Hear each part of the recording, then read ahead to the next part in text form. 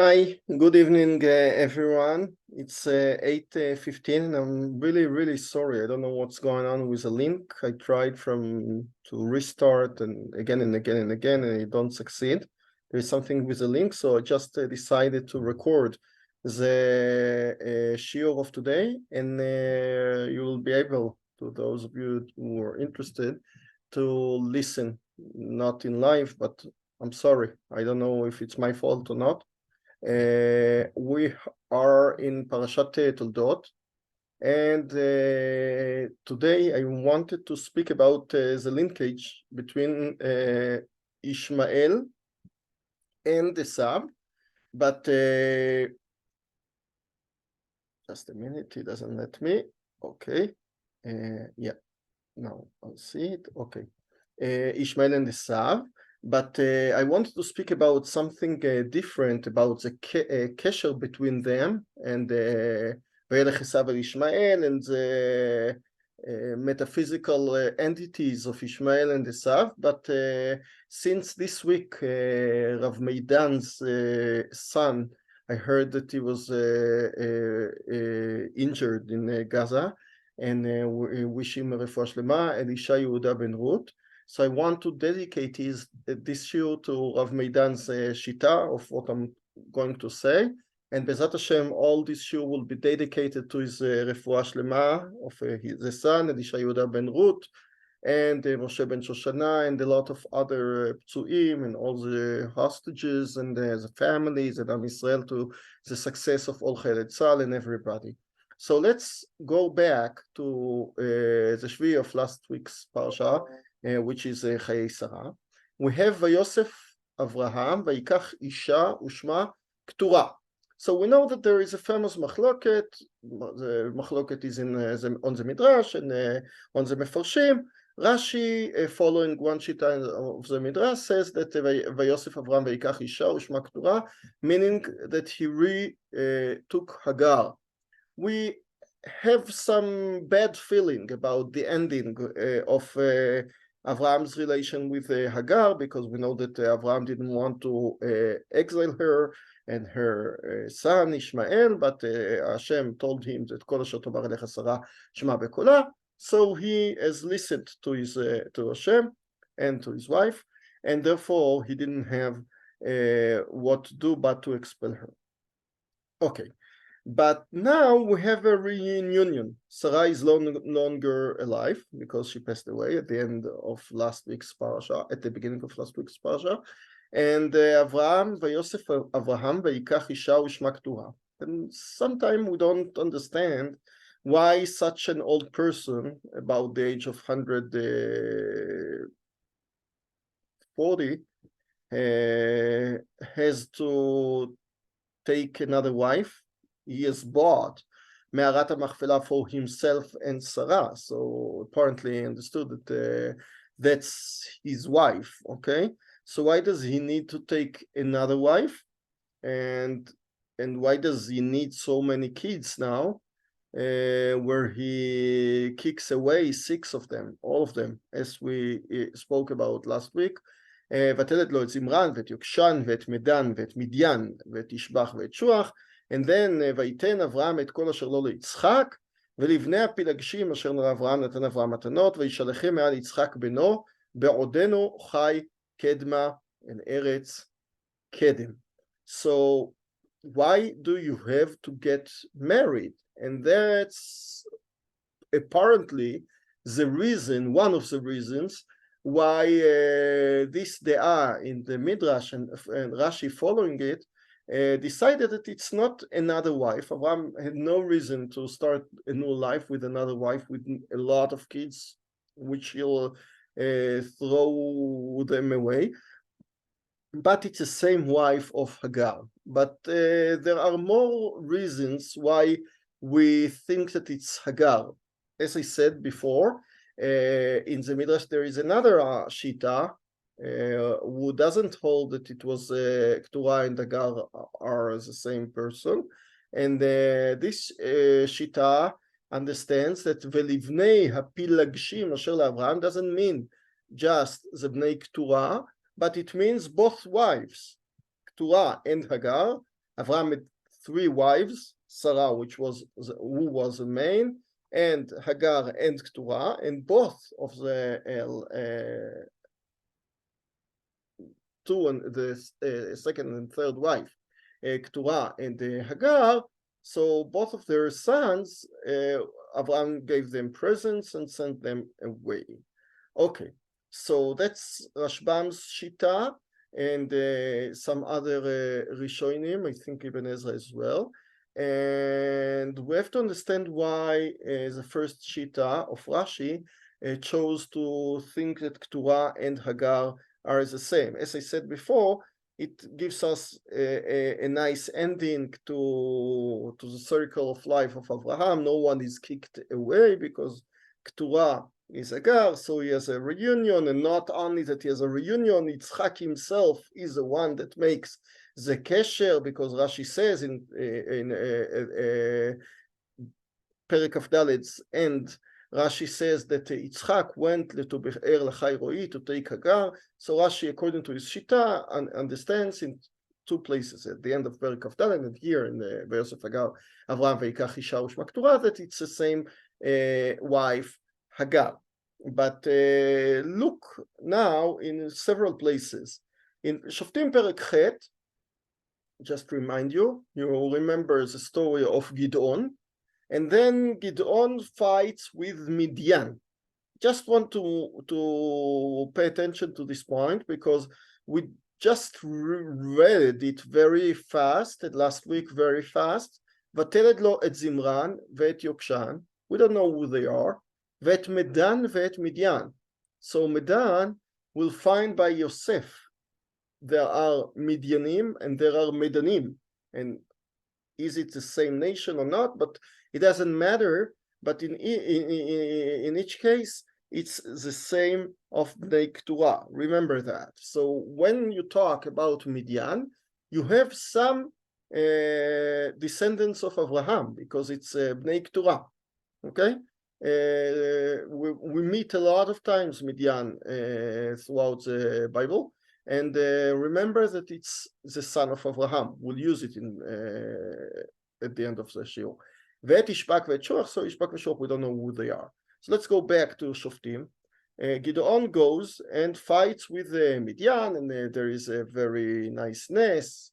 He tries HaKadosh Baruch Hu, he asks HaKadosh Baruch Hu to make tal on the Gizat Atzemer, the piece of Tzemer, wool, and then HaKadosh Baruch Hu one night does just rain on the Giza, and the second night HaKadosh Baruch Hu does rain all over the field, but not on the Giza. And then he has a milchama, very nice, and then he kills the kings of Midian. Where is Midian? Midian is in Ever HaYarden, and then we know ויאמר זבח וצלמונה, קום אתה ופגע בנו כי כאש גבורתו, ויקום גדעון ויהרוג את זבח וצלמונה, etc., etc. And then Am Yisrael comes to him and says, reign, be the king, and he doesn't want. Okay. ויאמר להם גדעון, אשאלה מכם שאלה, ותנו לי איש נזם שללו. I want to ask you that you should bring me from the shalal, from the money or from the tachshitim, the treasure you have taken from the Midianim. כי נזמי זהב להם, כי ישמעאלים הם. What does it mean? He didn't make any war with Ishmael. He made a war with Midian.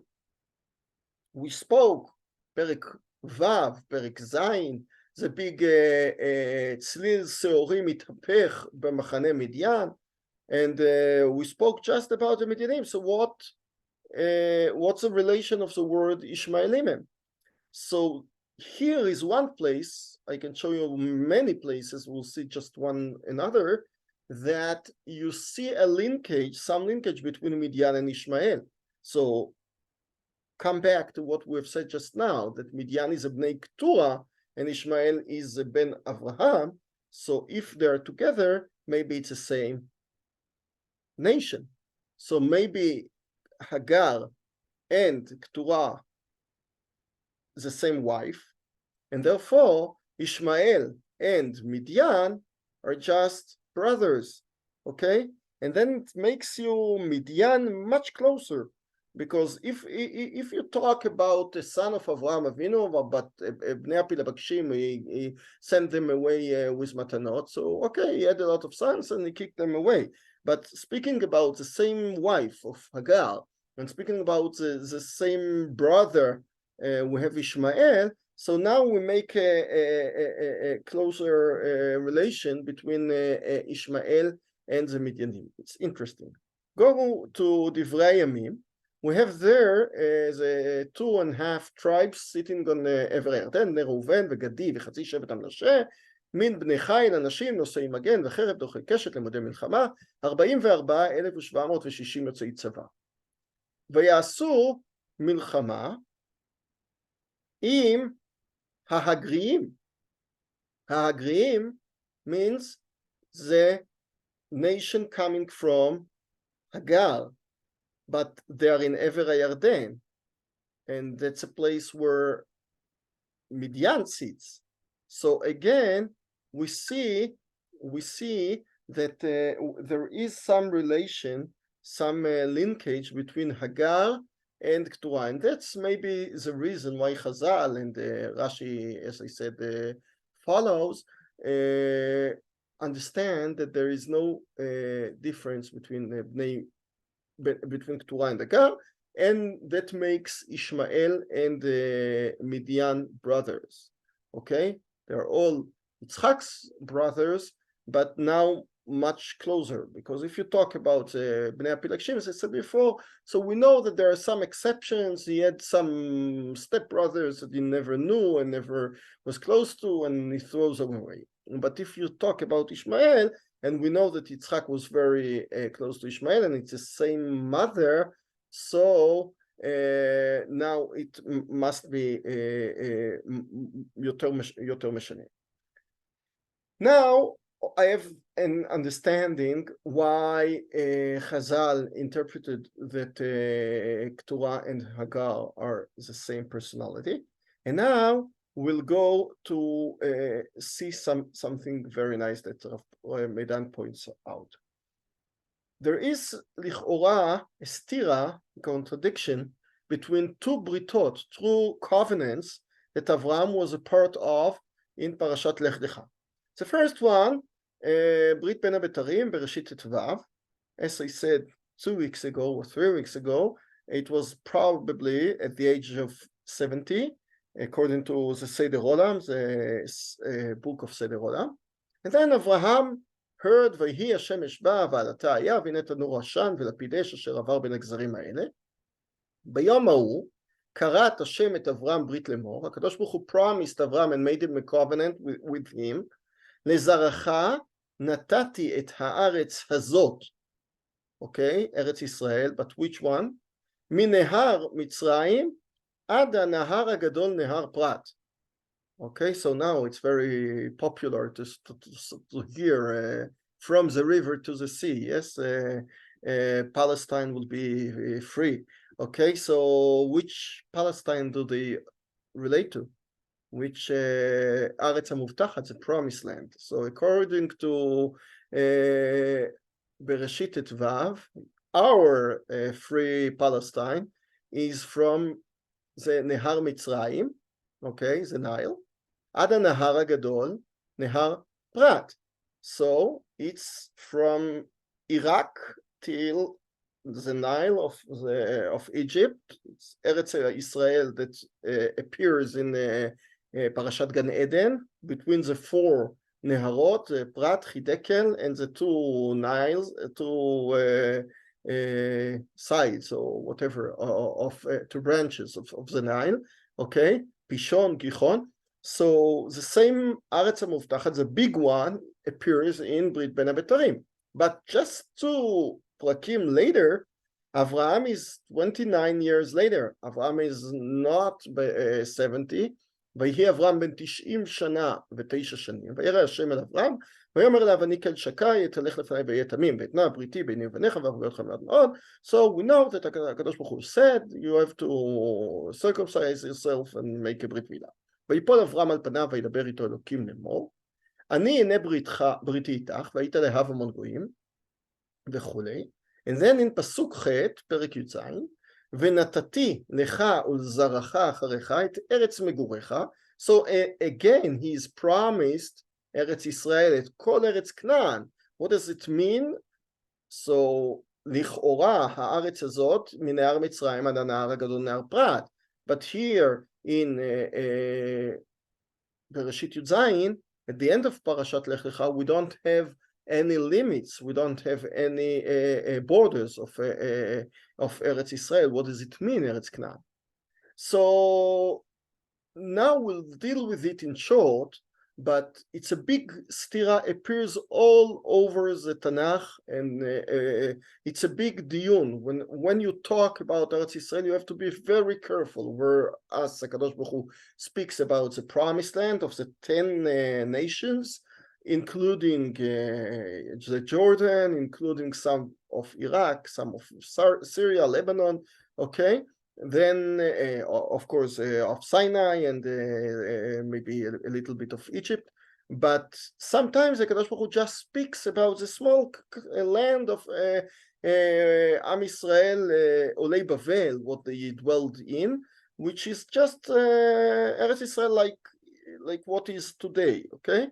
And we have to see it as a lot of differences throughout the Tanakh and throughout the Halacha. Sometimes the Kadosh Baruch Hu promises just a land of 7 nations. Sometimes he promises a nation of 10 nations. And it depends what Eretz Israel we deal with. But just to show you that the Eretz Israel of Perek Yud Zayin is different than the Eretz Israel of Perek Tetvav. In Perek Tetvav it was explicitly written Minehar Mitzrayim ad Nahar Agadol Nehar Prat. So from the river to the sea means from the river of the Prat, from Iraq. But in Perek Yud Zayin it's not mentioned, just Eretz Canaan. And if I want to know what Eretz Canaan means, then I go back to Perek Yud at the end of Parshat Noach. I have the Canaan, and then I have the borders. ויהי גבול הכנענים מצידון, בואכה גררה עד עזה. So it's a small land, okay? בואכה סדומה ועמורה, ואדמה וצבועים עד לשה. So the sea here, it's not the river. So it's from the sea to the sea. It's from Yam HaMelach, from the Dead Sea to the Mediterranean. And the Nachal here, the river, if I might speak of, is not the Prat, it's just Nachal Aza. Now you know that we expelled all the residents of North Gaza Strip to the south, and it's south there of Nachal Aza, the same Nachal Aza, because it's a natural border dividing the Gaza Strip into 2 parts. So the same thing happens here. And when Avram think for himself about the contradiction, he doesn't know what HaKadosh Baruch Hu promised him. And then he makes, according to Rav Meidan, a very nice decision. Because he knows, in ברית בין הבתרים, ידוע תדע, כי גר יהיה זרעך, ועבדום ועינו אותם, ואחרי כן יצאו ברכוש גדול. And let's assume that Avraham knows that it will be a big fertilization in Mitzrayim, and there'll be shisha bekeres echad, and there'll be 6 times multiplied, and there'll be 600,000 gvarim going out of Mitzrayim. Okay, excellent. But the question is, let's say that Am Yisrael Kulo, including women and including kids, were 3 millions. Okay, it's enough. You know, now we are 8 millions. Okay, and we have like 5 millions of Arabs with us, and still Eretz Israel is not full. Now we build Lagova, okay, Tel Aviv, or Holy Land, okay, but let's say that we just dwell in 1 floor, but we settle in the Negev and in all the there is no place that we cannot settle because everything is secure and safe. So even then, I think that 3 millions, it's we don't need the bigger land. The land of Eretz Israel, the narrow one, is enough for us. From Nachal Aza till the Dead Sea is just enough. And Avraham understands that, and he understands more than that, that if you take 3 million people and settle them in a bigger country, like a small empire, okay, from the Prat till the Nile, so you have a little bit here, and then what happens? A lot of other tribes or nations wants to dwell here because they understand that it's empty. So Avraham has a very nice idea to settle down the contradiction. He decides, according to Rav Moshe, that I'll bring my Bnei Israel, my sons, Yitzchak, out of Egypt to the promised narrow land of Canaan, of Perek Yud Zayin. But in the promised wide land from Nehar Mitzrayim ad Nehar Gadol Nehar Prat, from Perek Tetvav, from Brit Pen HaBetarim, I'll put my descendants, not Yitzchak, but I'll put the other brothers of Yitzchak. And as you know now, not only that Yitzchak has Ishmael, but he has Bnei Keturah, he has Midian, he has Bnei Lot, or Bnot Lot, okay, Ammon or Moab. So Avraham decides to put around him to fill Eretz Israel, the bigger Eretz Israel, with his descendants. Pay attention, the only one that we know that doesn't have any place is the Palestinians, because they're not, their source is not from Avraham, lo Bnei Keturah, lo Bnei Ishmael. As we know that the Plishtim in the Bible, they came from Cretim, they came from Greek islands. Okay, and they are Yordei Hayam, but okay, but we have Bnei Keturah, and we have Bnei Ammon, and we have Bnei Moab, and we have Bnei Midian. So they're all in Ever Yarden in the east side, and therefore he sent them to Kedem. Okay, Kedem. What does it mean, Kedem? It means to the east. Why? To fill and to settle down in East Eretz Israel, in Iraq, or next to the Hideken, next to the Prat, in the Jordan.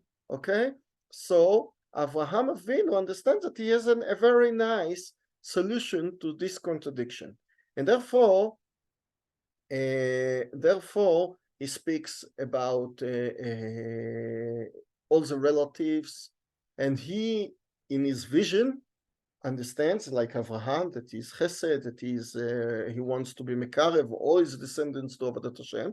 He understands that Am Yisrael will live in Eretz Israel, the narrow one, but in the wide Eretz Israel, Yitzchak will sit and settle down with a lot of brothers, cousins, or relatives, and they'll be all friends and be under Avodat Hashem.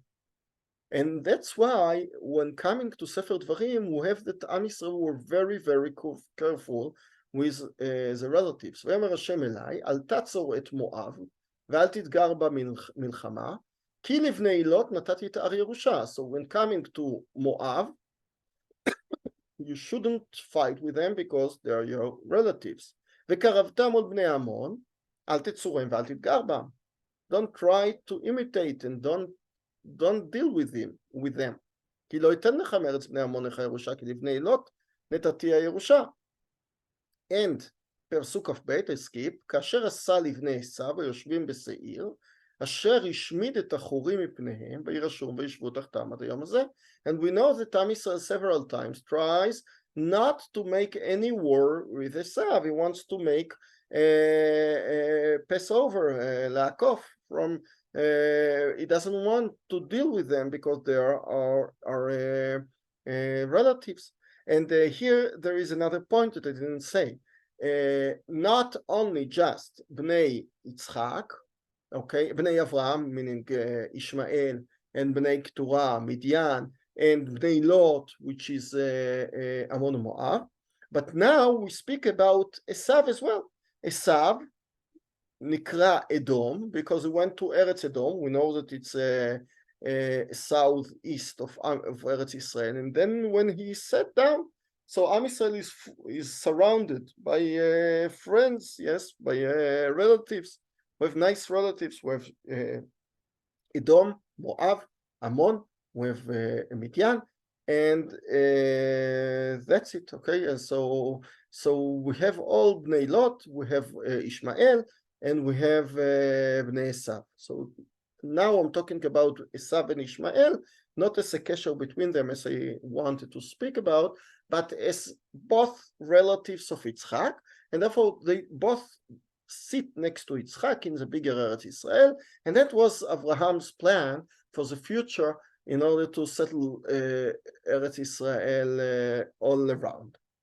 Okay, so Am Israel is ordered not to make any war with his relatives. And there are a lot of other sources, not now in the Mikra, but in Chazal, in Gemara in Sotah. We know about the Levaya of Yaakov, Vayal Yosef likבור et aviv. So the Gemara says, אמר רבי יוחנן, סוטה י"ג, בתחילה, עד שלא ראו בכבודן של ישראל, או נהגו בהם כבוד, ולבסוף כשראו בכבודן, נהגו בהם כבוד. Okay, so there was a big honor of Am Israel at the Levaya of Yaakov. Why? מלמד שהקיפו כתרים לארונו של יעקב, so they surrounded his ארון,